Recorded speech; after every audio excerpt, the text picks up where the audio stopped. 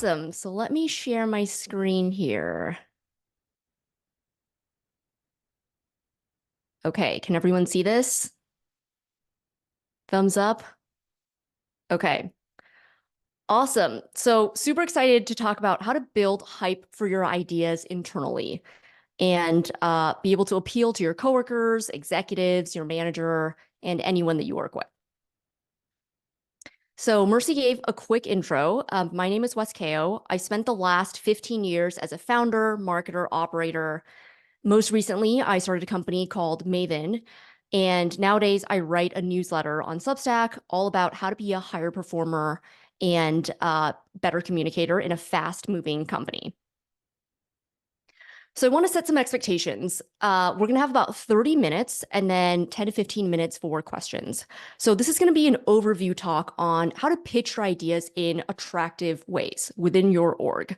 So I'm going to cover three main areas. The first is presenting to your CEO, so you are maximizing those highly visible moments to shine. Second is managing up, so you're maximizing those day-to-day moments. And third is framing your ideas across the board, no matter who it is that you're appealing to. So there are a lot of benefits of building hype internally. Most of us know the importance of appealing to customers, of storytelling, of framing our ideas with leads and prospects. But we don't really think a lot about applying a lot of those same concepts internally with our own coworkers.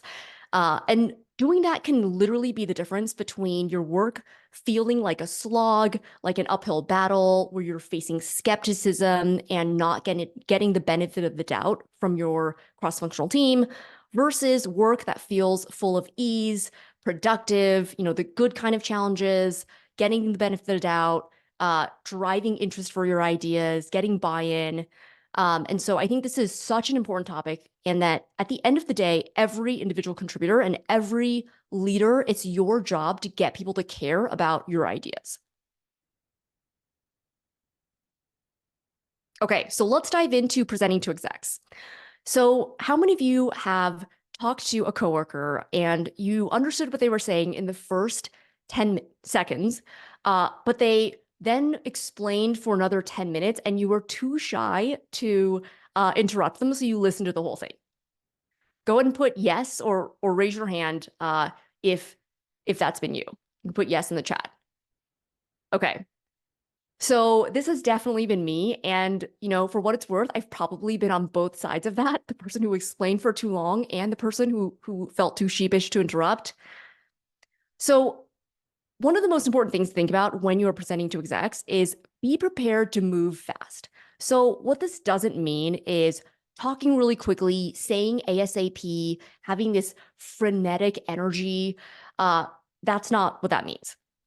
What it does mean is having your ducks in a row, knowing your numbers, having any documents that you might need to refer to open on your browser so you can easily switch over, being able to jump directly into the meat. One way to especially encourage people to move fast is to give them permission to interrupt you. So I have an asterisk on this because there's a difference between good interruptions and bad interruptions.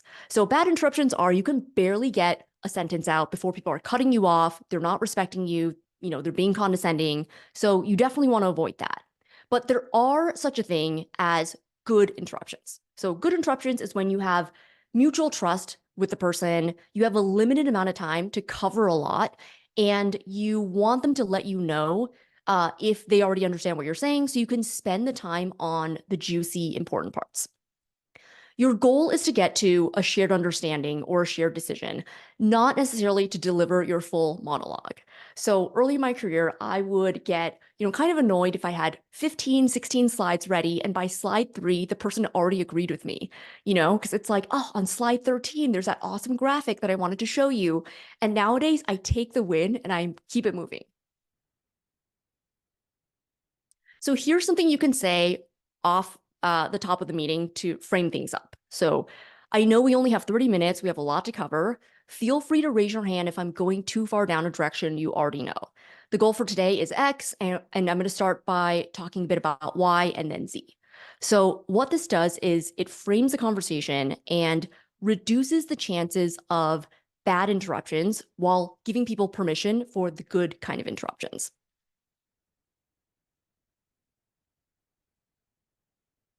Another thing that you want to think about is control insecure vibes.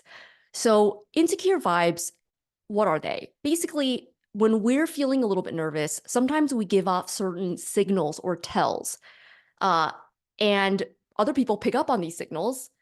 That makes us more nervous. They become more suspicious that we're hiding something or we're not really sure about what we're talking about. And it becomes this self-fulfilling prophecy and kind of this downward spiral. Whereas if you had just acted normally to begin with, they would not have smelled blood in the water and kind of come after you. And so insecure vibes are important to think about because they can sneak in and erode your credibility. So here are a couple examples of when insecure vibes happen. So one is assuming the person is going to say no before you even start. So, talking super fast, thinking that they're going to stop you at any moment to say no to your idea.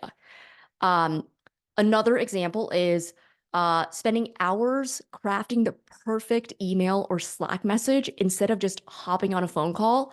I've been guilty of both of these. Third one, I've also been guilty of overcompensating, over-explaining something. All of these make you look less powerful. So you want to be mindful of watching out for these insecure vibes. Okay, switching gears to managing up. Why is it important to manage up? Go ahead and put it in the chat. Why is it important to manage up? And then also phrase it a little bit differently. What bad things happen if you don't manage up? If you decide you just didn't want to manage up ever, what are some bad things that might happen if you don't manage up? All right, so I'm going to open the chat here. Let's get a couple answers. I'm going to wait you out until I get a couple answers. So why is it important to manage up? Mercy said to get promoted, keep your job. What else? Okay, to chase away insecure vibes. Yes. Let's get one more. Why is it important to manage up?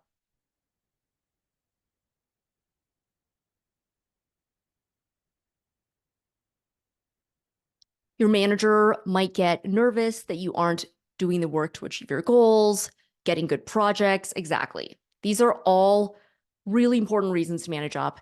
And, the thing about managing up is when I was earlier in my career, I thought that managing up was something that you did when you were junior or mid-career, and that eventually you would become senior enough that you wouldn't have to manage up anymore. And that turned out to be false. It's been 15 years of working full time and counting, and I am still having to manage up.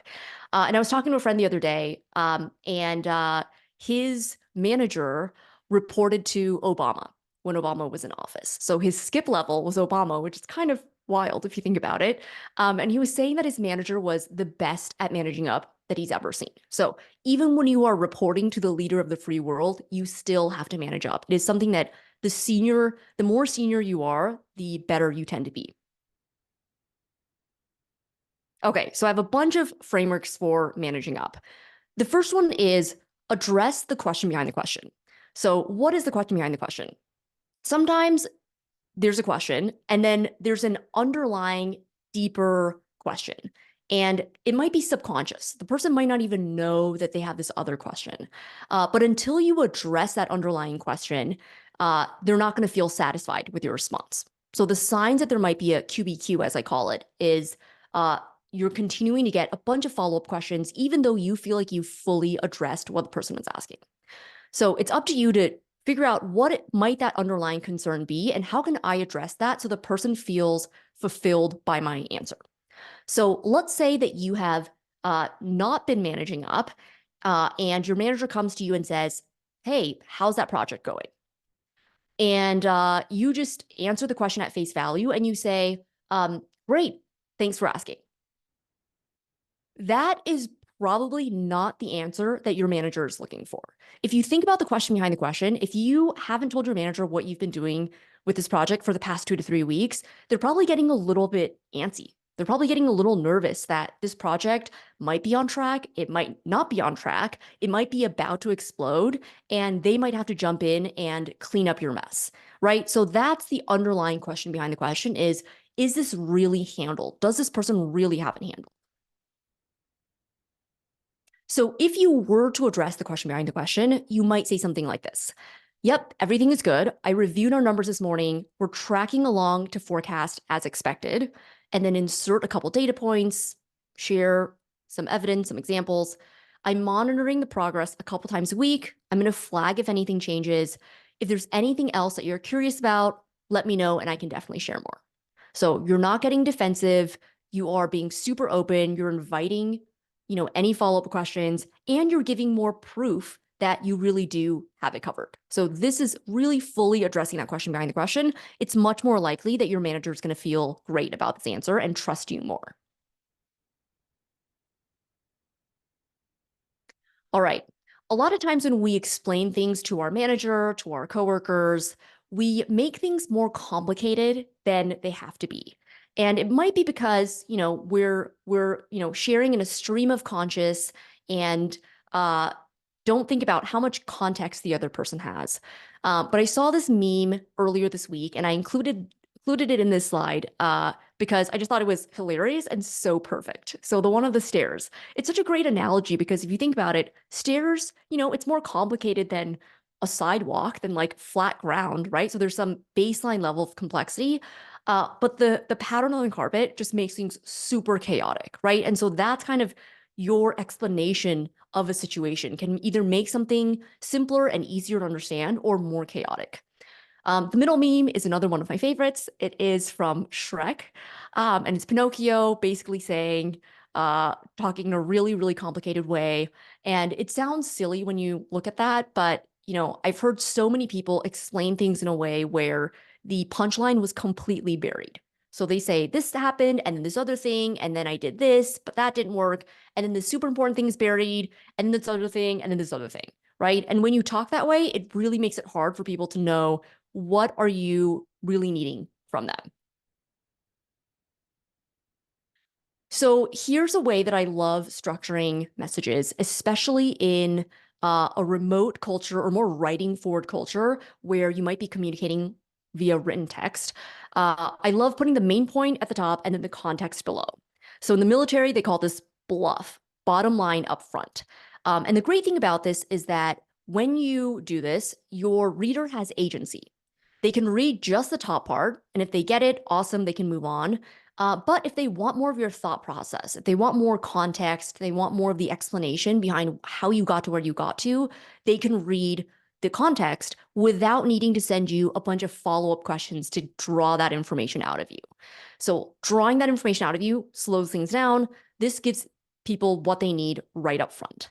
And this is also especially helpful when the context is just as important as whatever your main point is, right? Because sometimes, you want to aim to be concise, of course, but a lot of times the context and the way you got to where you got to, your explanation is just as valid and just as important as that main point. And this allows you to present both at the same time. The other thing to think about is to share your point of view. So there's so much dialogue in the zeitgeist, especially within startups, on the importance of questions, right? So you hear, ask why 5 times, or it's not about having the right answers, it's about asking the right questions. So there's a lot of glorification, I think, of questions. And yes, we should definitely ask questions. Don't stop doing that. And I think we should share our points of view more often. I think this is so underrated. I think a lot of times people are afraid of sharing their point of view because it means you're putting skin in the game, right? If you're only asking a question, you can't really be wrong because there's nothing to be wrong about. Whereas if you share your point of view, you might be wrong. And I think this is why people shy away from that, and why it is so rare and so powerful. Your perspective is one of the main reasons why you were hired.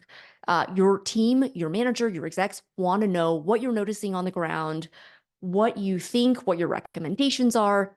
And if asking questions were really enough, If it were so easy to just ask one question and change everything, your manager and your team members wouldn't need you because they would just ask that question themselves, right? Especially, you're working with smart people, they would have already thought of that question. So when in doubt, think about sharing your point of view. When you share your point of view, it does not mean that you are claiming that your way is the only way of viewing something. So the first is an example of something you could say. Given what I'm noticing with X and Y, I believe Z is happening with our customers. My hypothesis is we should do ABC. So you're sharing your observation, right? What you're noticing with X and Y with primary data. And then you're sharing your interpretation. I believe Z is happening. So what do those data points mean? What is my interpretation of that? And then you're sharing your hypothesis. It's this so what and what should we do, right? So this template I found is super helpful. The second script is awesome for times when you're feeling less sure. So saying something like, my initial hunch is leaning towards X because I've been noticing Y. I don't have high conviction on this yet, but I'd love to discuss it with you. So that's a great example of being able to speak up, even if you're not quite sure what your takeaway is yet, you can still speak up.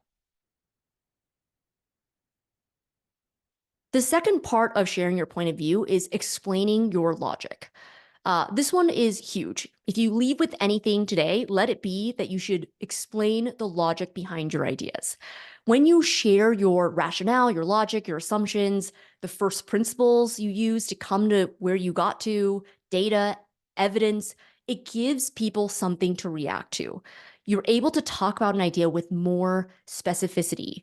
If you just shared your idea and you didn't share your thought process, your recipient basically either can say yes or no to the idea. And without knowing more about your pitch, your rationale, they're probably going to say no. And so, I love this meme from South Park. This is from episode 2, where the main characters want to start a business. So they put together a business plan. This is from their slide deck. They say phase 1, collect underpants. Phase 2, question mark. Phase 3, profit.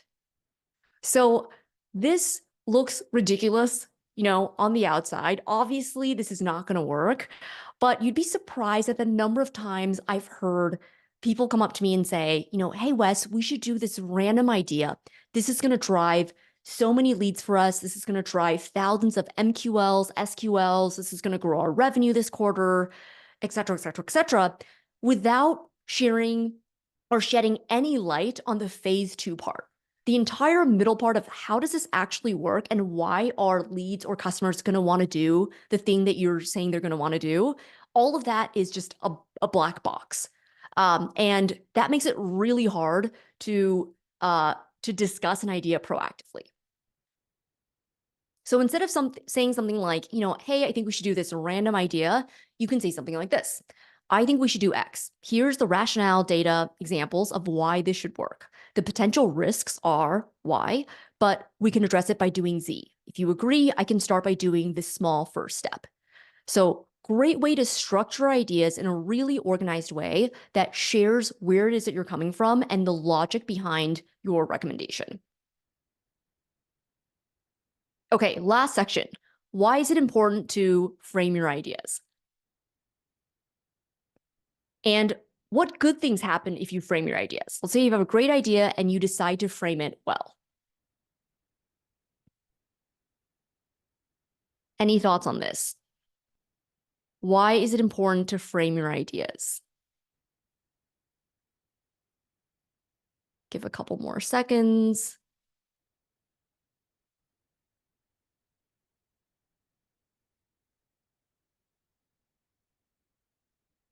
Okay, so encourage people and ensure you don't lose them before you get to dig in. Yep, great one. Oops, go back. All right.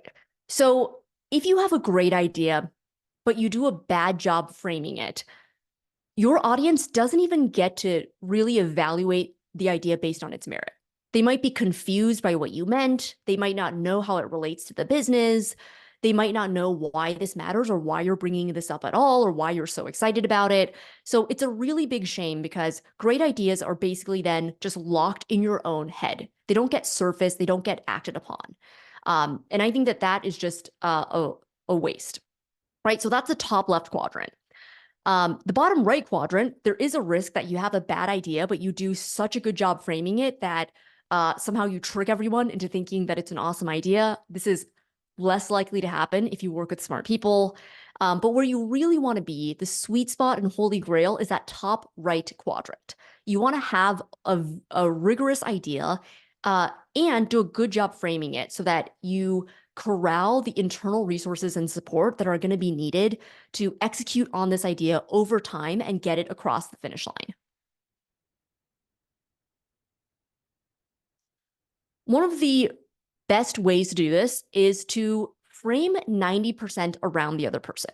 So what do I mean by this? A lot of times when we have asks or requests of other people, they are secretly a little bit selfish. Uh, and the reason why is because we are looking at the world through our own eyes, right? Through our own lens. So we frame things in terms of why we're excited about them, why they benefit us, why this is exciting for us, when really this is the time to be framing around why this is exciting for the other person. What do they get out of it? What do they gain? Why would they eagerly say yes? And you almost don't have to talk about why you gain at all because it's implicit, right? The fact that you are even asking for something, it's implicit that you are gaining something from it. So you don't even need to address why it is that you gain. Try to focus entirely on why the other person would benefit from this idea that you're proposing. So this really applies whether you are managing up, down, laterally, internally, or externally.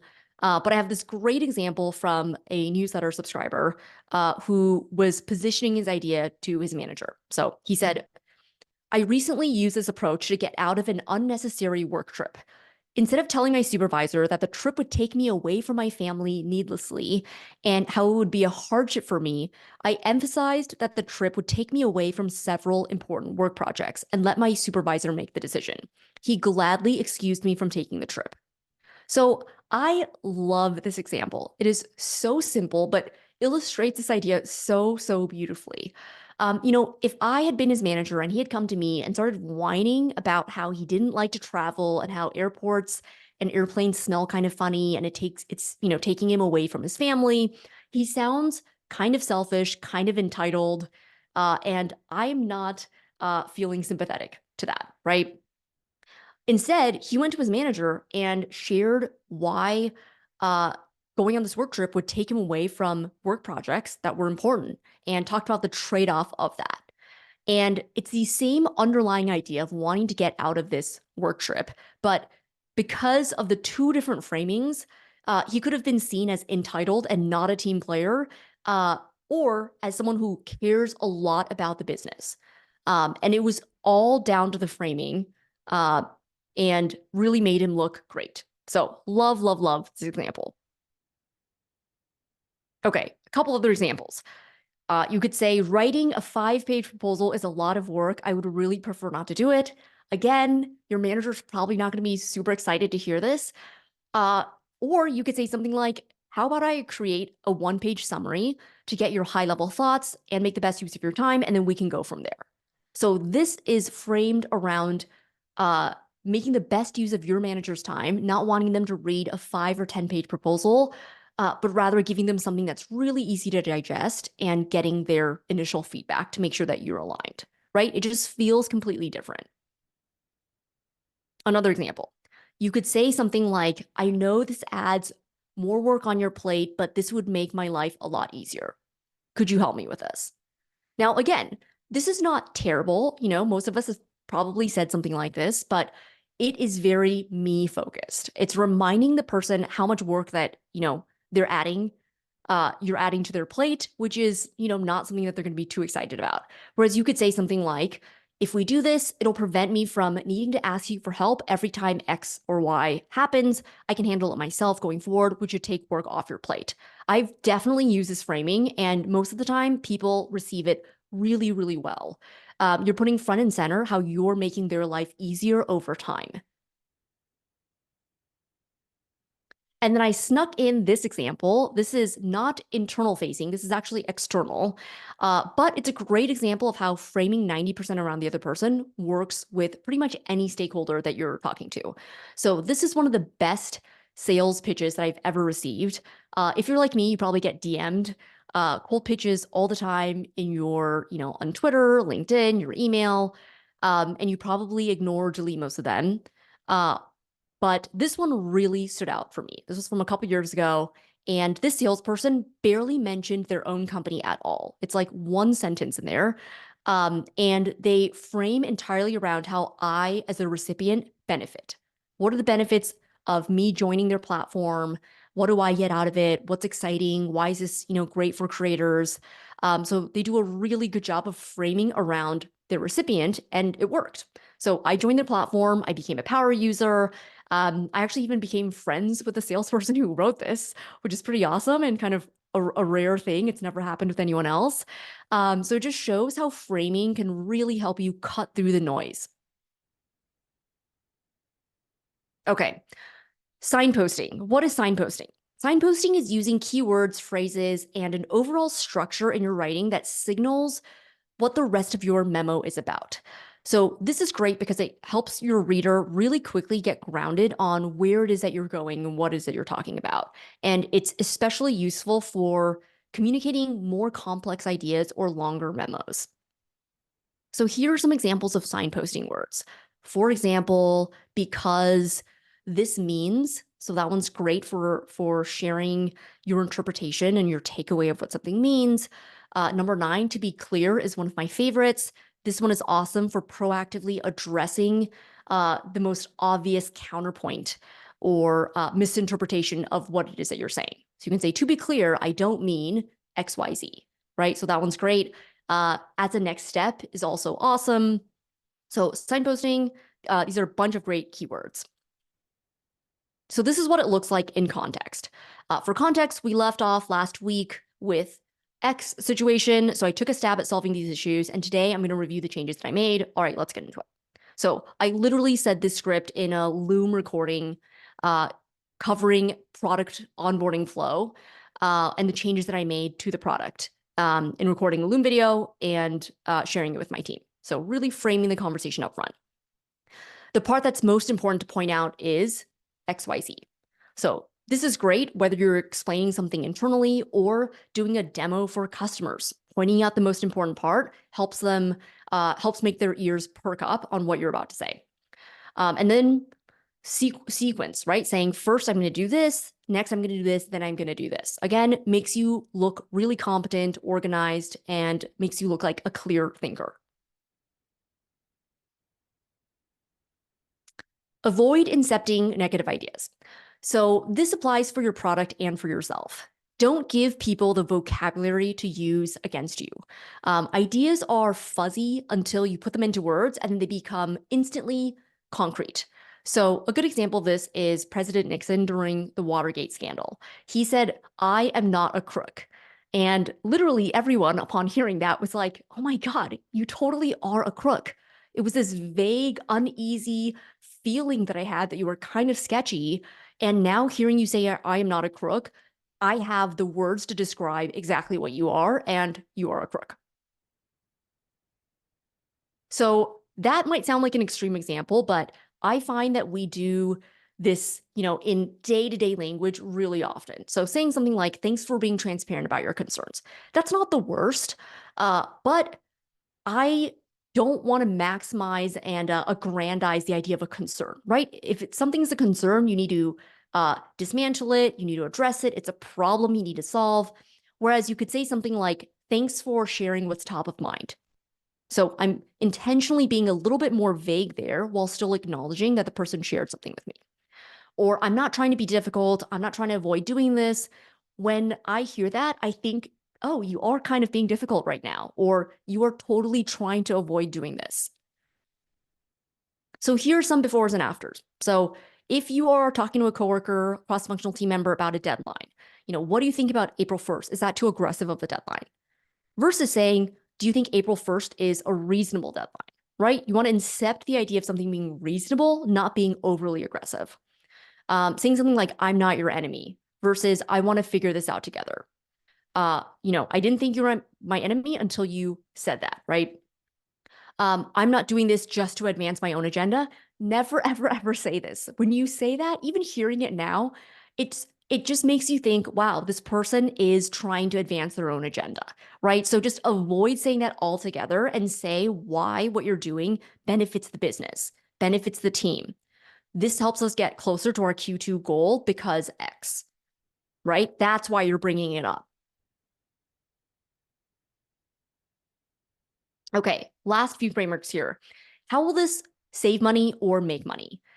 Businesses exist to make money. This might sound a little bit crass of a question, right? How will this make or save money? And so there's other phrasings of this. There's other variations of this question that come up. So, how will this drive the business? How much is this costing the business? Why is the juice worth the squeeze? These are all ways for people around you within your company to better assess whether to solve a problem. And businesses are basically one problem after another, right? You've probably noticed that when you solve a problem, a bunch of other problems pop up, right? Every solution creates better problems, hopefully, but there will always be problems. So just because there's a problem doesn't necessarily mean that your company, your manager automatically wants to put resources towards solving it. So it's really up to you to make the business case for why this is worth putting resources towards, whether that's headcount, whether that's budget, whether that's, putting a couple sprints towards solving this. You really want to make the case. And the more that you can show how you are driving revenue for the business, the more leverage you have internally. So in general, you want to get in the habit of trying to quantify the impact that you're making. So here are a bunch of phrases that help to illustrate pain and help to tell the story of why something really matters. If you just say, oh, this is costing us X or Y amount and leave it at that, that doesn't really bring the full story to mind for your audience. So if you said something like, this makes us look bad to the public, or, customers are complaining about this, or customers haven't complained yet, but I can tell they're not happy because XYZ. Or this is affecting team morale in this and this way. This is only going to get worse over time, or this is a turnoff for our ideal customer, right? All of these are phrases that get your audience's ears to perk up because it describes the risk that this problem is opening up for the company. So it's up to you to tell that story, pour salt into the wound, really help your manager or senior execs or your cross-functional team understand why this is costing the business and why this is something that really needs to be addressed. These are just a couple examples of phrases. There are a bunch of other ones if you brainstorm. Okay, so last one here is a framework that I call bad things, good things. So what good things happen if we do this idea? What bad things happen if we don't do this idea? So the reason why I love this is because most people fall in two buckets. One bucket is loss aversion. People don't want to lose what they currently have. They're more motivated by keeping and protecting what they currently have than by newness, right? So the other group cares about expansion, newness, stuff that they don't have yet, and upside. So regardless of whether your audience is more compelled by one or the other, you're covered when you cover what good things happen and what bad things happen. And the great thing about this also is that it immediately and really easily, really simply gets your audience to understand, why are you talking about this? What are the stakes that are involved? So getting a little bit meta, if you think back to our time here, I asked, what bad things happen if you don't manage up? What good things happen if you frame, right? So your audience just really quickly starts thinking about the stakes that are involved. And I also love this because this framework is really extensible. So you can answer these two questions in, one sentence each, keep it super short. Or you can use it to structure a longer argument. So if you're writing a strategy doc, you can have a whole section on what good things happen and talk about the upside with a couple of different bullet points, a couple paragraphs, and talk about the risks if you don't take action. So it's really extensible. Okay. So I want to end on doing what's best for the business. So I know I shared a bunch of frameworks on pitching your ideas, framing, managing up, getting people to care about what you're talking about, persuading people, influencing them. So why am I now saying that, all of that comes with a caveat that you should do what's best for the business? The reason I'm saying that is because getting buy-in isn't always the goal. And it's definitely not the goal at all costs. The goal is to get to a great decision for the company. And that decision might be a no for your particular idea. Not everything that you suggest is going to be implemented. And when you think about the long arc of your career, most of the things that you suggest will probably not be implemented. But you shouldn't feel petty about it. You shouldn't get resentful or feel jaded. You always want to do what's best for the business because that, I believe, is the only way to really sustainably be known as someone who adds a lot of value, and only way to really increase your perceived value over time.